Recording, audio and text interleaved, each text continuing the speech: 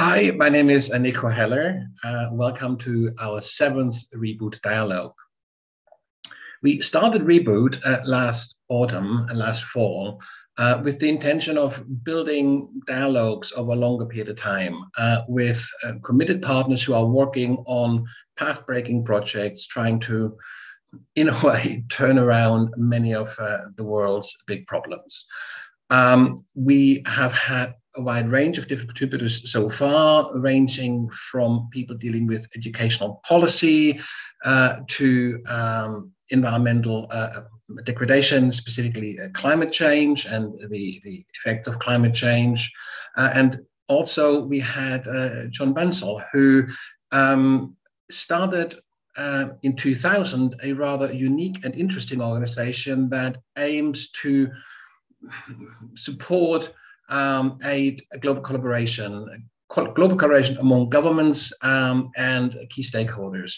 The organization he founded is called Simpol, Simultaneous Policy, and he is here today to give us an update on how his work with Simpol is going, and also to look at, well, the new sort of global business and political environment, the war with Russia, and the implications of that, also in terms of sanctions and so forth, the implications of that for global regulation, climate change, and so forth. So I can see that John is in the waiting room already. So let me invite him in and say hello to him.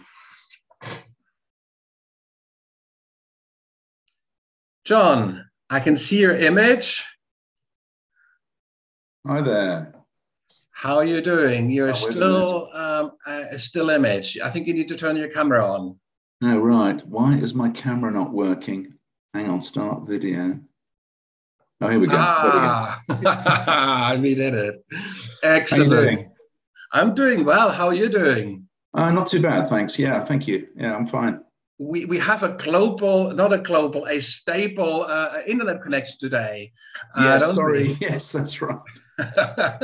when we spoke last time, it was stop and go. Yeah, I don't know. That was just that one day. I think there was a jinx or some nasty spell was cast that day, but anyway, hopefully it's not here today. Absolutely. John, I said only a very few words about you so far. I mentioned that you've been on this program before, that you are, in that sense, a regular contributor to Reboot 2030, and just give a very basic introduction that you founded Simpol in 2000, and that you have since been developing this with many ups and a few downs along the way. And I think because we've had such a difficult ride last time, technically speaking, I think it would be great if we kind of just recap once more before we move on to the topic of the day. Sure. And maybe if you could, in very simple terms, explain what Simpol is, how the idea came about, and what its purpose is, what it is here to do. Sure. Okay. Well, first of all, let me just say that the war in Ukraine has changed a lot of things, and I'll come back to that in more detail later, Nico. But in principle, what Simpol, it's short for the Simultaneous Policy, is a campaign to get nations around the world to cooperate on solving the global problems that no nation can tackle alone. So things like climate change, fair corporate taxation, internet regulation, sorting out space junk, and the problem with almost all of these problems is that any nation that would move first or would act alone would actually harm itself. Okay, so any nation sort of dramatically reducing its carbon emissions would hamper its economy, and that would give it a disadvantage compared to other nations. So it's not just that nations can't tackle these problems alone. There is actually a disincentive to any nation to move first, okay? And that's why we need simultaneous implementation, simultaneous action, because if we can get all nations to act together, nobody loses out, everybody wins. So that's exactly. I think there's a really interesting difference we made, because of course when people talk about efficient markets, they talk exactly about the opposite, don't they? They talk about somebody gaining an advantage by doing something first, and then somebody else is kind of trying to top that, and you get a virtuous cycle of virtuous competition. Here you encounter a cost as a first mover. Yeah, exactly. Now you see that markets are great for first mover advantage, right? That's what markets do. I'm a businessman. I know that's what they're great for. That's right. But where markets are no good is when we're talking about problems where there's a first mover disadvantage, and in particular it relates to governments, because in a globalized economy where all governments are sort of competing for investment and jobs and so forth, no government wants to harm its economy. But very often the kind of problems we need to solve would harm a national economy if the government were to act alone. So what really Simpol is all about is how to make action on global problems in every nation's self-interest. And you have given this form of competition, you've given that a name. You're talking about destructive global competition, don't you? DGC, destructive global competition. So it's like a vicious circle. And, we've seen this. There's so many examples of this, not just climate change. I mean, destructive global competition has sort of two variants, I would say. One is what I call race to the bottom. So you see one government undercutting another, them all undercutting each other. That, for example, is very, very obvious in levels of corporation tax, where one country cuts, then the competitor cuts, and before you know it, corporation tax, Amazon, Apple, these people are paying almost no tax. Right? Well, in fact, before you know it, governments start paying companies to come to their country. Yeah, it's absolutely crazy. And then, but the other, I think probably more important and more insidious variant is what I call regulatory chill. Okay, so this would apply, for example, to climate change, where it's not that governments are undercutting or loosening regulations.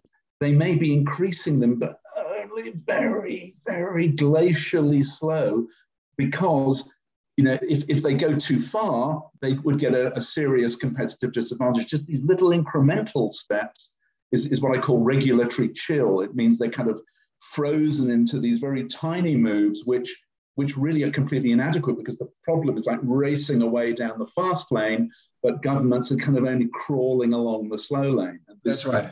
And hence the crisis. So simultaneous action is the number one headline key. However, there are other aspects to Simpol. Second is that unlike the United Nations, what we are proposing is a multi-issue agreement. Okay, the problem with the United Nations negotiations on climate change, for example, Nico, is that we're dealing with just one single issue, which is carbon emissions. And the problem with almost any single issue is that you will always have some nations that win, others that lose, and of course the losers have no incentive to cooperate. So nothing really happens. Right? This is Paris Climate Agreement 101. We see it. And it's not just the United States that didn't join. It actually goes for every country who's even in, they may be in the agreement, but because of destructive global competition, they're still moving glacially slow.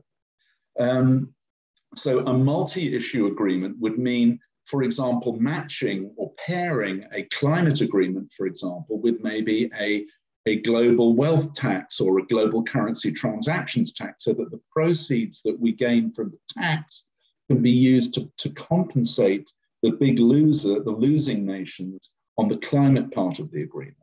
Okay, I mean, this notion of compensation or of reward is actually a notion that comes up in a number of Reboot talks now. In fact, we have two others on climate. One we had last week, the first one, where we're talking about a climate or a carbon dividend, and the idea there was that if you put a price on carbon, either through tax or through any other kind of mechanism, then of course that hurts those who use carbon a lot, relative to their overall expenditure most. So, for example, if I'm a single mother, but I have to use my car to drive, to get to my cleaning job, the petrol I pay is disproportionate amount of my budget, and the carbon component is a big. But if I would get a carbon dividend, in other words, if much of that tax on carbon would be redistributed, then I would have an incentive, and I could say, as a sort of a low-income person, okay, I'm going to use public transport now, and I pocket the carbon dividend. So I might walk away with an extra €1,000 a year. The problem, Nico, though, is that in principle that's fine, but it presumes that the government can take from industry and give to single mothers who have a cleaning job, right? The problem is that no government wants to do that, because taking from their industry or taxing their industry will cause their industries to be uncompetitive with industries elsewhere. So again, you still have the problem of destructive global competition. That's right. And you see, this is really what Simpol is about, is that globally, what we face today is a mismatch between a globalized economy, which is all interconnected, but governance, which is in 200 odd different separate boxes, different countries. And that mismatch between a global economy and just national governance means that anything that's global, whether it's global corporations or climate change, which is sort of moving globally, if you like, the carbon emissions, they can outmaneuver nations. So what Simpol is about is giving us a new level of politics to actually address these issues. It's like right now we have our hands behind our back. We see all these global problems, but we have no tool to act on them with. Simpol is potentially that tool. That's right. So this idea of having a basket of issues that are being negotiated simultaneously essentially creates an environment where there's a bargaining opportunity. Exactly. There's an opportunity for trade-offs. One's benefits against somebody else's costs, and in so doing, you level the playing field. Exactly. And in that way, the whole idea is to make immediate substantive action in every nation's self-interest. Okay, so simultaneous action, multi-issue policy negotiations. And the third point about Simpol, which is also completely that no other organization is doing this, is we are harnessing the votes of citizens. So in order to drive politicians towards this target. So when citizens sign up to Simpol, which is of course completely free of charge, what they're doing is they are pledging to give strong voting preference to politicians or parties who have signed a pledge to implement or negotiate and implement the simultaneous policy. That way, politicians that sign up gain an electoral advantage over those who fail to sign up. Okay, and because of that, we've actually been able to get over 100 members of parliament in the UK who come from all across the party political spectrum to sign the pledge. We have now also 40 in Germany. We've got about 15 in Ireland, 4 or 5 in Australia. So it's beginning to move. So the important thing about this is that citizens can actually affect this, that citizens can actually influence this. We can actually use our votes in a way to drive politicians towards the cooperation we need. So those are kind of the 3 planks of Simpol. That's right. So maybe explain at what stage you are in the development of Simpol. So these are the 3, the 3, if you like, factors that make Simpol a successful sort of campaigning or sort of potentially. yes, potentially. Yeah.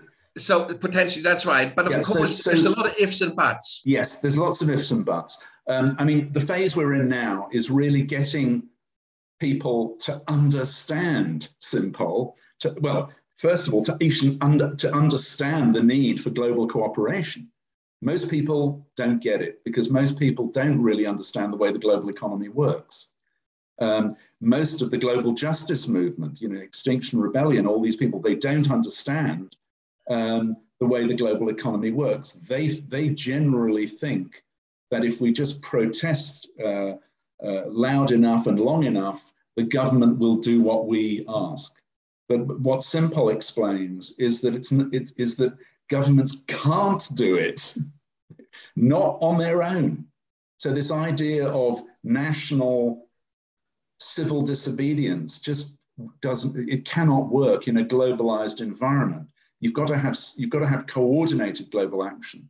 And that's what Simpol offers. But because they don't really understand that, that's why Simpol is growing so slowly, because most people still view the world through national glasses. To understand Simpol, you've got to put on your global glasses. I think there are a lot of areas where you could debate whether there is not another solution, especially in the current political environment where people are closing off. So I think there is a kind of on the populist right, there's an argument for sort of a nationalist economics. So, let's pull up borders and, America first, or whatever the slogan might be, which in essentially kind of is an anti-globalization movement that has a lot of support actually on both sides of the political spectrum. But at the moment, it seems to be the right that is pulling the strings. Yeah, absolutely. And that I'm glad you brought that up, Nico, because that's exactly where Simpol kind of straddles both sides, because Simpol is not globalist. It's also not only nationalist. It's simultaneous, all nations simultaneously. So it actually speaks to it strengthens nationalism through global cooperation. Yeah, absolutely. But you have to get your head around this, don't you? Yeah, you have to get your head around it. And that's the problem, is most people are either or thinkers. They think it's either global or it's national. Simpol is about both. That's right. And there's also people are not both and thinkers yet. And there's another tendency, and that is of course the complexity of pulling together a simple consortium or a simple solution around a specific policy issue is quite an art form, I believe. I mean, there's a lot of it is, Nico, and I'm not pretending that it would be easy. It won't. It will be incredibly complex. There's no doubt about it. However, what Simpol is really doing right now is educating people, getting citizens and politicians to sign up in principle to this. And then, if we can get far enough, then we can start bringing in the expertise needed to try to deal with these complexities of policy. That's right. And the other thing on that, I think, is important to say is that Simpol is not about all nations doing the same thing at the same time.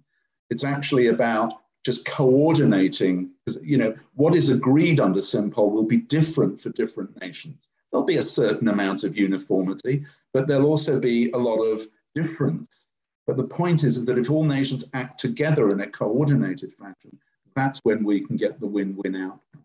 And there, I believe, but correct me if I'm wrong, there would be sort of, if you like, an outcome or output focus. So, different nations, different countries might pursue different policy goals, but with the same overall end game in mind. So, I think the point is that right, to give you an example, right now the UN negotiations, for example, on climate, they're all about targets. They agree a target, but the problem is that no nation knows what every other nation will do to actually achieve that target. And they don't therefore know how those actions, if they were taken, would impact on their competitiveness, on their economies and so forth. So what's the result? Nobody does anything or very little. So the point about Simpol is transparency. So if every nation knows and has negotiated and pre-agreed what each nation will actually do, how they will maybe each be compensated by the global tax that we have on the side, then you are building transparency, you're building trust and confidence, because only with that will you get the action. So it's a hugely tall order, but what choice do we have? No, that's right. I mean, there's, this is the thing. It's like there's sort of, people like to, just basically ignore problems that they can't solve. I know this from my consulting days as a management consultant. You were told it was a total taboo to bring up a problem where you didn't have a solution for. Consultancy is not about solving all problems. It's about selling solutions, Right. So and there is that real problem. So, and it's a similar thing in politics. You really don't want to set yourself up on a platform with a bunch of problems that you can't solve. No. Absolutely right, Nico. And it's actually, that psychological problem, if you like, is a really big issue, because what it leads politicians to do is it leads them to lie to themselves. It leads them to say that somehow economic competitiveness and environmental sustainability are not opposing. They can somehow be done together. Bullshit. They can't. But they can't admit that, because then they would have a problem they can't solve. Yeah, that's right. But what Simpol is saying, well, actually, there is a way that we can solve this. And, I think that's partly why we've done so, even though support for Simpol from citizens has been relatively weak, Nico, from politicians, it's actually been relatively quite good. And I think the reason for that is that politicians are the ones who are most directly on the horns of this dilemma. We've got to keep the country competitive, but we also want to save the planet. How do we resolve this dilemma? Simpol can, in principle, do it. And that's why they're supporting it. Many politicians have written to us saying, this is a great idea, So they're almost relieved that there's something out there that resolves this very basic dilemma. But what we really need is for citizens, without citizens getting behind it, we just won't have sufficient credibility to really make the big strides to get nations on board. And if we can't get democratic countries on board, there's no chance at all to get non-democratic countries. Well, you see, this is an interesting point. I have a sort of reboot dialogue later on in the season with someone who will talk about what is sort of tentatively called a D10. And the D10 is essentially a bit like a G7 or a G20, is the idea that you bring together the leading democracies of this world. But unlike the G7 or the G20, you exclude the kind of autocracies. So no China, no Russia. But of course, that way, you could sort of say that you're preaching to the converted, and there's an aspect to that, but you also stop undermining democracy. You stop watering down democracy, because you're pulling all on the same strings.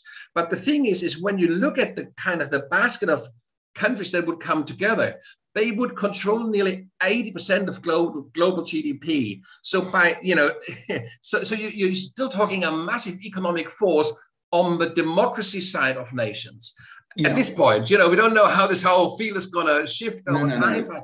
No, I mean, I think, certainly Simpol could be applied to a D10. The same principles could be applied. However, originally it was really more designed for any nation.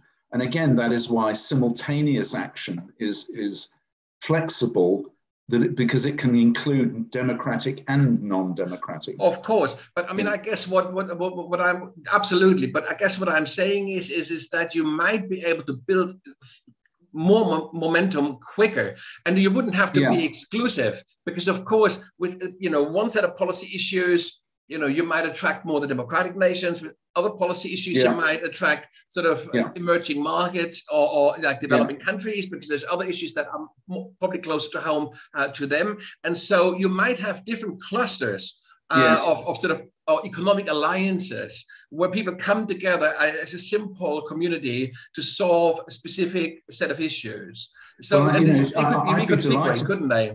I'd be delighted, to be in touch with the D10. I haven't heard of them actually, Nico. So I'd be delighted if they, maybe there's something we can learn from each other or help each other with.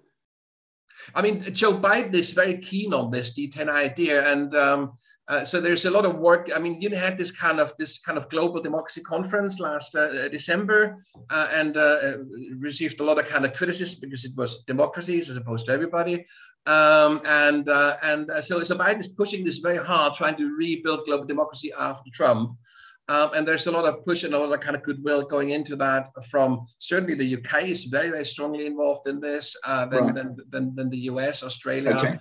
And the other thing about the D10, of course, is it would include countries like Australia, like South Korea, like India, that are currently not represented either in the G7 or the G20. So that would be an interesting new kind of way of looking at framing sort of global foreign relations. The whole playing field has changed in the last 3 months, yes.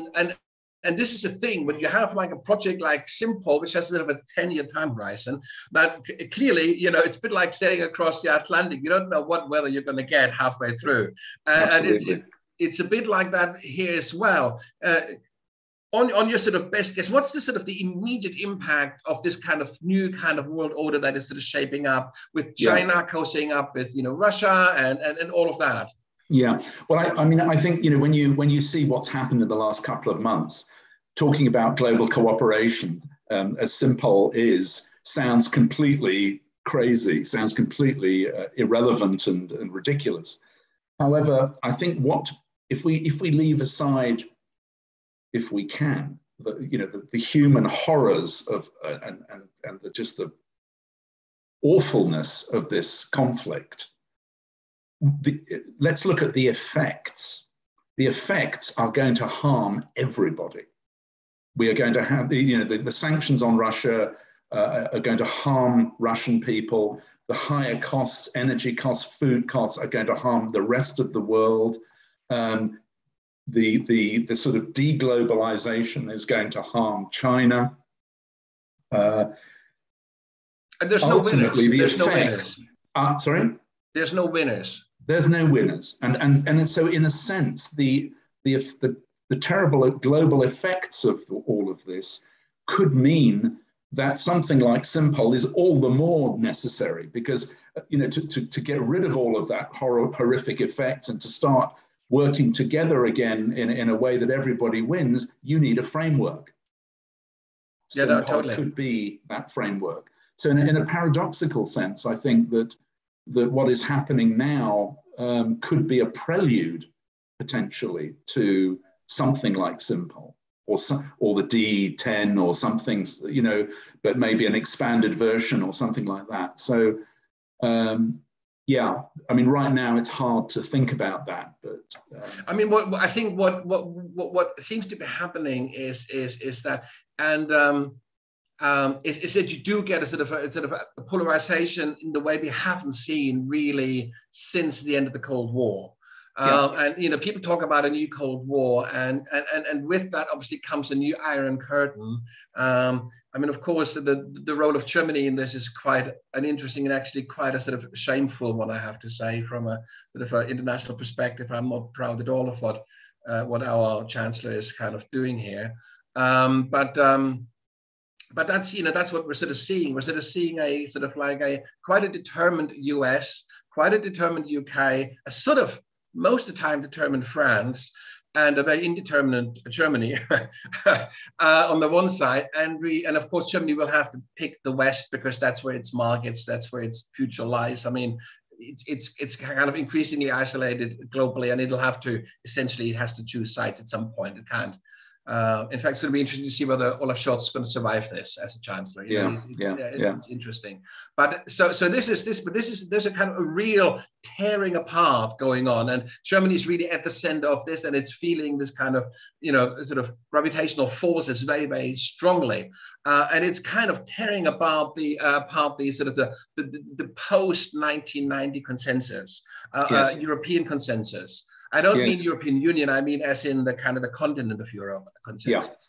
And that consensus has essentially fallen apart. We don't know what is following. What we do know is we probably need new structures, new alliances, and of course this whole idea of about like the D10 and so is kind of heading that way. That basically saying, well, we have to reconstitute like the West, essentially, to protect democracy, liberal democracy in particular, and our way of life. And so this is happening, and it's I think very hard for anybody at the moment to sort of, it's everybody's best guess how this is going to work out. And I think people are this creates a lot of insecurity at all levels. I mean, in terms of investment, in terms of, kind of political alliances, and of course also consumers. I mean, consumers are becoming increasingly sort of insecure about their spending. And so I think we're all heading headlong towards a recession in the summer. Absolutely.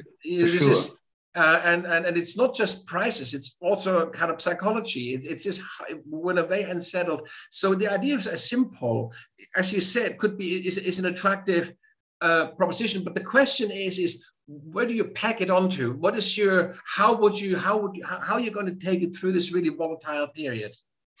Well, I think we just need to keep explaining it as I'm doing today with you, Nico. I think that it's like many things in life. We only grow up and cooperate when the water's up to here, right? I think sadly we will have this global recession. It will maybe last for a very, very long time, just like the first Cold War.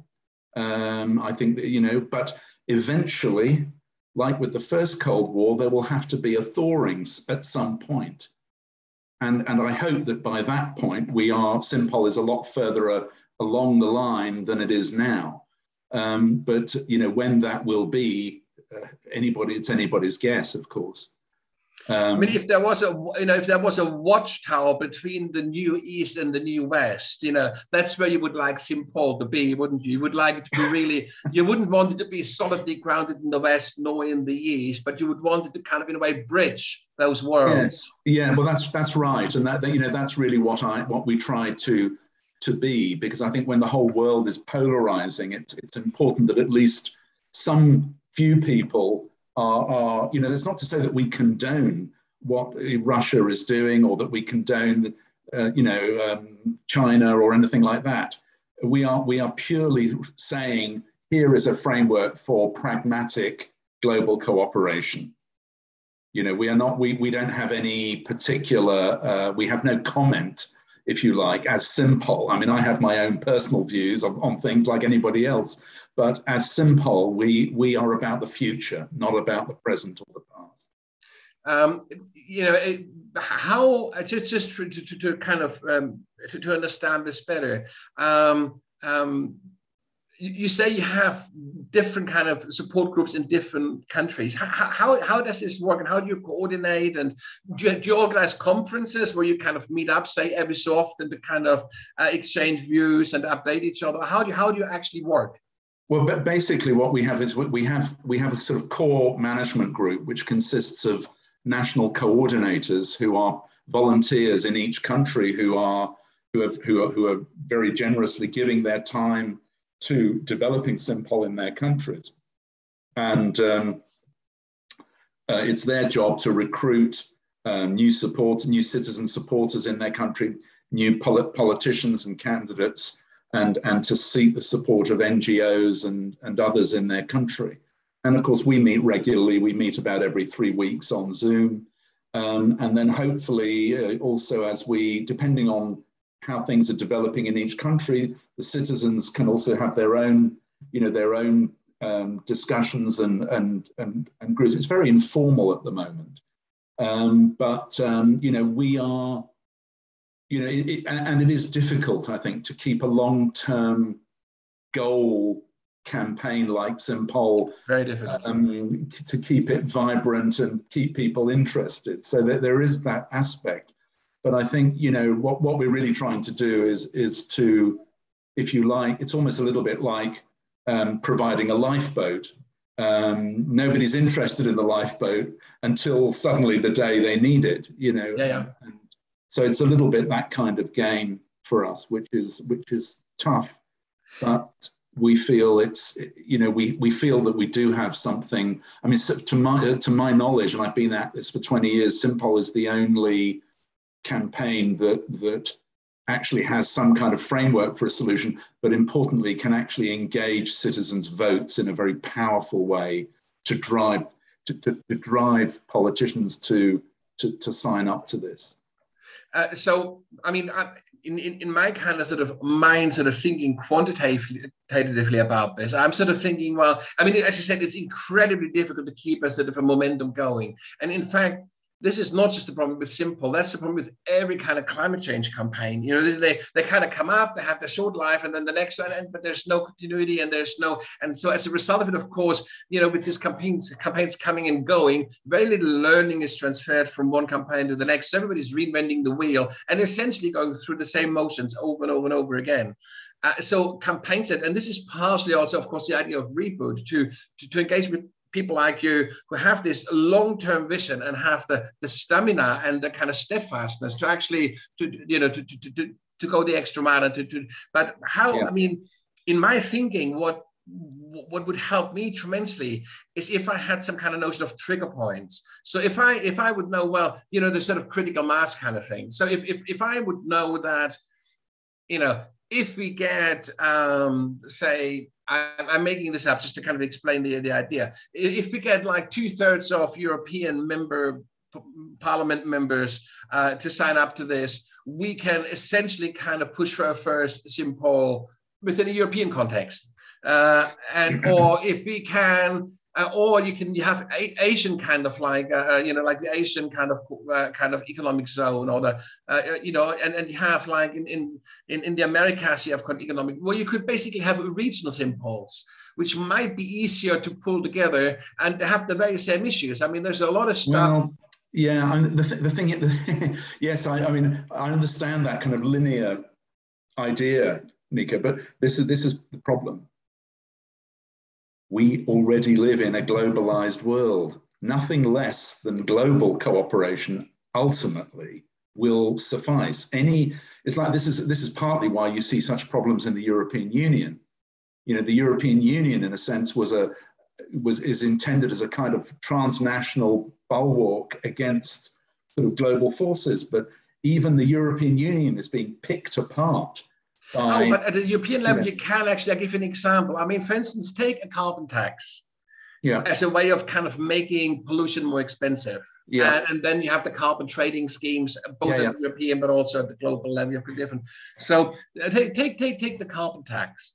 So if the EU would say, we want to bring in a carbon tax, then the first instinct would be to say, well, how can you do this? Because of course, if China doesn't participate, or the US, or, you know, other countries outside or the UK now, then obviously the European companies become non-competitive. Well, that is not entirely true, according to the people who are working on this, because you can have a mechanism, economic, like for instance tariffs. Yeah. So that so they're talking about it's called border adjustment. That's right. Yeah. Exactly. Now that is one example, Nico. Yes, where you could kind of force a reciprocity from other parts of the world, and you know, I'm keeping my eye on that, and that's potentially another way to solve the problem. So because I think the same would go for a Tobin tax, of all kinds of arrangements where the global argument weighs very strongly, but if you had like concerted kind of agreement and effort. So if the EU and the United States agreed to do it, the others would sort of be forced to follow. Yeah, that's also possible. That's also possible. And you know, if that happens, terrific. You know, I'd be only too pleased to hang up my boots and no, this would be a great start, wouldn't it? Because you'd be dealing with a few players, and you know, and possibly I don't know, it would be a different game than having to bring in very like, you know, poor countries on the one hand and highly industrialized countries on the other, and their interests diverge so much that it may be very difficult to ever bring them on the same. Yeah, well, that, you know, I think, I would certainly, you know, in terms of border adjustment taxes or things like that, you know, I think we should certainly, I think it's really good. It needs to be tried. It needs to be given full support. And let's see, you know, on some issues it might work, on some issues it might not. I don't know, but I certainly think it's a more promising approach. It's certainly the one to try first, and if it doesn't work, or if there are still shortcomings, perhaps something like Simpol might, in the end, you know, be required. But I would say to people, support both. Yeah. Oh, yeah. No. It's absolutely. It's not one or the other. The question is just.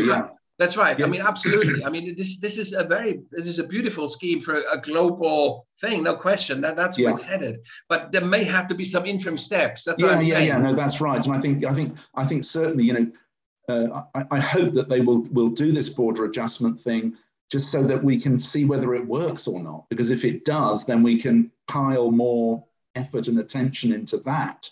And with any luck, something like Simpol won't be needed at all.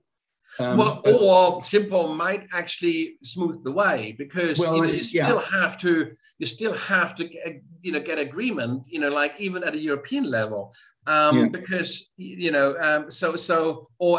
once you have, like, say, the US and Europe, or you have whatever, like a D10, for example, where there is no institution that would bind them together.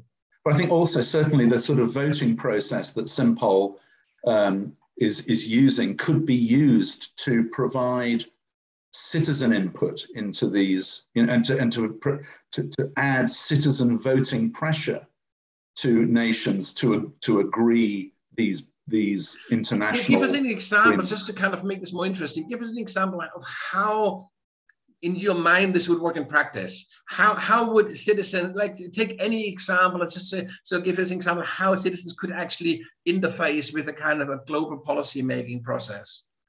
Okay, well, on our website, there's a download that you can download called the information pack, and there's more details in there. But basically what we envisage is that basically in democratic countries, citizens who support Simpol would, in the first instance, through a process, a policy development process, would in the first instance identify the top 10 global issues from their particular national perspective. And of course, that will differ in different countries. And also to develop potential solutions for those top 10 issues. So there would be, in the first instance, a national level or national stage of policy development. And then at a certain point, when you've got enough governments and nations on board, you would then have a global negotiation where there would be a kind of cross-linking of all of those, of sorting out what are the two top issues that everyone can agree on. And then maybe you will get the first simultaneous policy coming from that. There's an interesting question that's just popping up, but I think this may well be the topic for our next conversation. AI, artificial intelligence. I mean, like, to what extent could AI aid or automate some of that? Yes. And I think that's absolutely. an interesting. Yeah, I mean, we would love to involve. I think that this is during that process of negotiation, it needs to be supported by AI type information.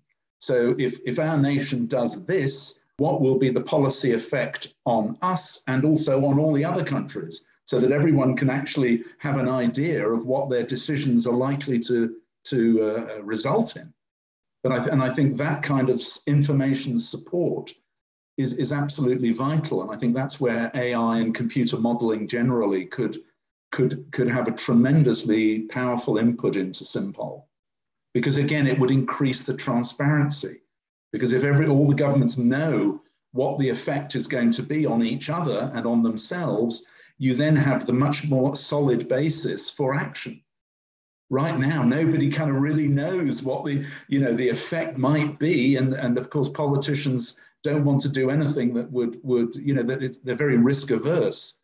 And so, but of course, if you have like 180 countries, all essentially kind of inputting their kind of range of policy options around a kind of a framework, you're talking like serious complexity and, like a lot of sort of potentially sort of unintended consequences, because if this, and of course, AI in a way could take out a lot of that complexity and could generate, lightning fast answers to a lot of kind of what if questions. And you could I think,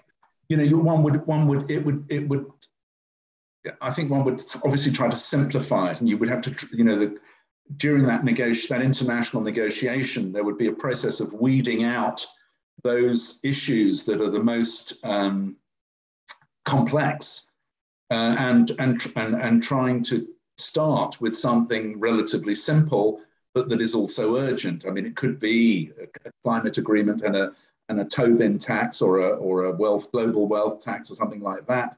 I don't know, but I'm not a policy expert.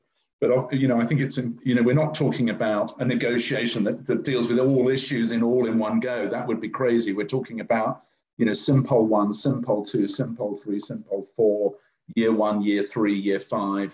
So there would be a kind of rolling process with opportunities at each implementation to revise the previous ones. So there's a kind of learning, iterations. Yeah, so there's a continuous improvement process. And I think that, that to my mind is the kind of governance model that we need. It can include non-democratic, it doesn't insist on democracy, much as we would like it. It is flexible enough to include non-democratic and democratic countries. So I think ultimately we're going to need something like this, I think, Absolutely. So, John, could you just in a couple of sentences sort of summarize once more what Simpol is, what it does, how it reduces or sort of somehow counters destructive global competition, and what the three most important things are that need to fall into place for this to move forward? Yeah, well, I mean, in the first instance, Simpol is about how to get nations to cooperate by making cooperation in their own by structuring it so that cooperation is in each nation's self-interest, immediate self-interest. And the three planks of that, to my mind, are: one is simultaneous implementation, two is multi-issue policy negotiations so that you have win-win trade-offs, and number three is citizens using their votes in the way that Simpol offers to actually incentivize politicians and governments towards that cooperative global end. That's basically it in a nutshell. And what are the sort of the drivers of this? What's going to make this possible over the next 5 to 10 years? What's going to make it possible is the absence of global cooperation. But because we have an absence of global cooperation, we already have dramatic wealth inequality. We already have pandemics that we can't deal with terribly effectively because we don't have proper coordination. So what will drive Simpol or something like it is just things getting worse, because you cannot have a globalized economy with only national governance. It just doesn't work. Yeah. and so I think it's the crisis the growing crises that will drive us to, and you're already beginning to see it, Nico. The government, about 140 governments agreed a minimum level of corporation tax about a year ago or 6 months ago. It was an agreement that was heavily skewed in favor of the rich countries. But nevertheless, I think post-COVID, with all governments sort of up to their necks in debt, there was the pressure to cooperate to raise revenues. And that's what I mean. Every crisis is an opportunity, or necessity is the mother of invention, you could say. So I think, what Simpol is really saying is, when we finally wake up with the water, right around our necks, here on a silver platter is a framework that can actually resolve these issues, that gives us a framework for dealing cooperatively with these global issues that right now no nation, not even the most powerful countries, can deal with alone. Absolutely. So, of course, how do you, as you move forward, do you give yourself any kind of targets, or do you have any plans, or do you just take it a step, like a day at a time? Our main focus, apart from sort of trying to recruit citizens is recruiting politicians. So every time there's an election, we will campaign at the election to get politicians and candidates to sign the Simpol pledge. Again, that pledge basically says, I as a politician will implement the simultaneous policy if elected to Parliament, subject to the policy content of Simpol being agreed and subject to sufficient other nations also signing up to it. So it's very much a pledging principle. But we are using elections as the main sort of Did you have any driver. success at the recent French election? We didn't campaign in the presidential election because we're really only starting in France. So we're going to start with the legislative elections coming up next month. Okay. But that'll be our very first one. So in France, yeah. Yeah. So yes, we certainly will be campaigning. We campaigned in the German election, the recent one, and we increased the number of pledged MDBs, pledged Bundesräte from. I think we had 16 and we now have 40, So that's what we're using to try to drive the campaign forward by partly getting politicians signed up, but also showing citizens that it can be done. Yeah.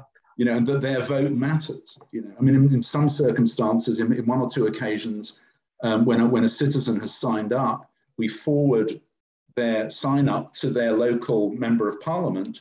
And in some cases that member of parliament has signed up just on the basis of that one person. Because I think, Simpol, on the one hand, Simpol brings the politicians and political parties into competition with each other. But on the other, it also kind of makes common sense. And I think that common sense appeal is very, that's partly why I think we have support mostly from the left, I would say, but we also have support from conservative politicians as well, who recognize that some kind of global cooperation is basically, it's a no-brainer. To me, and I would sort of describe myself as a centrist, really. And I think from a sort of a centrist perspective, it's a very attractive proposition because, as you said, it's neither left nor right, but it's kind of, and it is potentially democratic. I mean, as you said, there's this link into, so it's a tool. It's a tool that politicians can use to overcome the refusal to cooperate. Yes. And I think that is a really important tool for politicians and, of course, for citizens to have. And I think that's absolutely brilliant.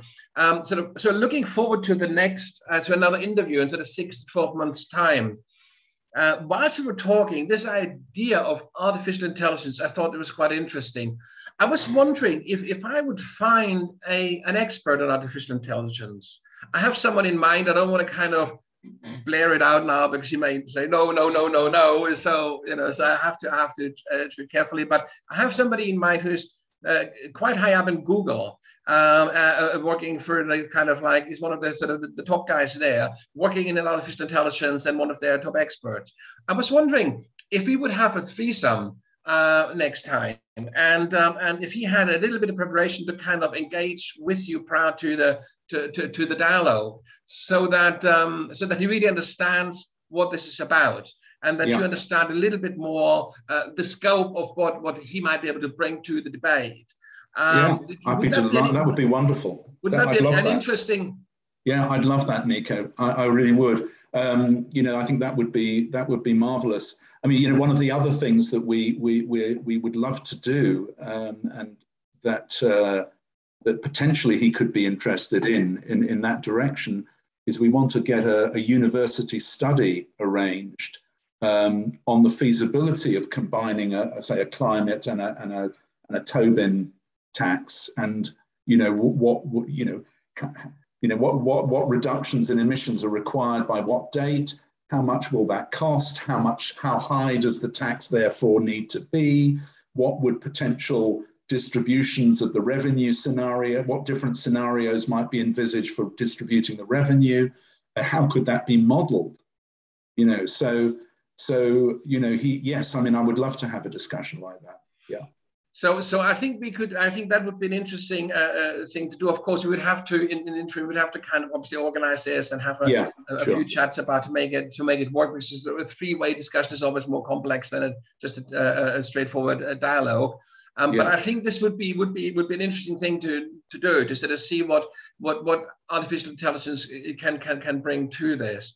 I think another point interesting might be to get somebody like a sort of a top level consultant on elections, just sort of to target from electoral kind of point of view, how it could be used as a campaigning tool in elections. And so I think we could, moving forward, kind of look at Simpol with you very much at the center of this from various kind of different perspectives and see how we can create awareness around it in that way. Absolutely. Yeah. I mean, the company Cambridge Analytica comes to mind, but I mean, if we could use that kind of know-how, that kind of computer know-how to recruit more citizens to Simpol, which as you say is neither right nor left, it kind of spans both. Then I think that's the kind of help it really needs. Definitely. Yeah. I mean, obviously, what you there sort of looking for is possibly Facebook or Google or one of these guys, or Twitter, as a sponsor or as a sort of an ally to work with. Yes. And I think they all have foundations where they would kind of support, certain projects on certain conditions. But I think that's something to explore, kind of moving forward. Yes, definitely. I mean, there's certainly potential for that. Even though I suppose it might require a simultaneous policy in order to regulate social media platforms globally, but well, with Elon Musk kind of like taking on Twitter, there may it's going to be very interesting to see how that how that's going to. He may actually not be able to do it, depending on how the whole Tesla shares how they develop. Yeah, but it's interesting though, because as you say, because in a sense, it's sort of like these global platforms like Twitter and Facebook are essentially, they have the character of public utilities. However, they are privately owned. Yeah. And again, that dilemma is probably one that can only be solved through some kind of global, essentially democratic oversight. I think there may well. I mean, obviously, the European Union has heavily curtailed, Google and Facebook and Twitter already. There's a lot more regulation, of course, within the European Union than there is across the pond in the US. And there may well at some point be sort of a kind of this would make sense to somehow try to harmonize this globally again. I find it quite frustrating to sort of when you're traveling and you've got different levels of access, depending where you are, whether you are, and your timeline looks very different if you're in Europe or if you're in the US. Yes, that's right. So yes, absolutely. I think there's be interesting to see whether Simpol can be used in a private sector context like that. For things like social media regulation. That'd be an interesting thing to look into as well. John, this has been a really interesting conversation. Thank you. And thank you very much for bringing me up to date. Yes, it's always good fun to talk to you, Nico. Thank you. Thank you. So I hope you're going to have a peaceful and relaxed summer. I think Corona is going to be with us for some time, and we have to find ways of ignoring it or living with it or whatever, but somehow return to a kind of a way that is sustainable. Yes. Also for businesses and also for the cultural sector and all the rest. It's been a difficult. Well, I think it's more the war in Ukraine, the effects of that we're going to be dealing with even more than coronavirus going forward. I think it's all in the cocktail, isn't it? I mean, this is just a cocktail that keeps getting better and better. Didn't we think that after Corona it's all going to be hopefully back to some and there we have it. War in Ukraine, and who knows what comes next. Yes, who knows? Anyway, great talking to you, Nico. Thank you so much. Well, thank you very much for coming on, and we'll stay in touch and hopefully kind of schedule a kind of a further dialogue further down the line. Would love to. Yeah, and let's stay in touch about your friend at Google. Absolutely. I will check that out. Definitely. Okay, lovely. Talk soon. Cheers. Bye.